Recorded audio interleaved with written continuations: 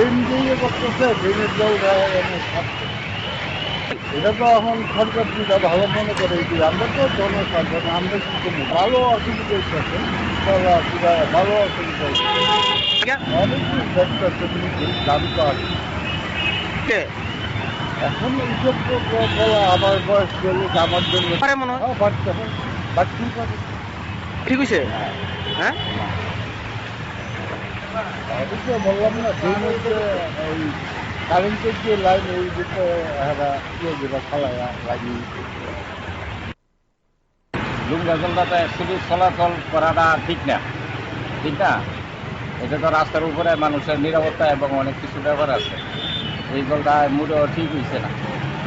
এটা লুঙ্গা জল বইলা মানে আমি শুনলাম এনে যে তারা কাজ করছে, তারা এই যে মনে করছে।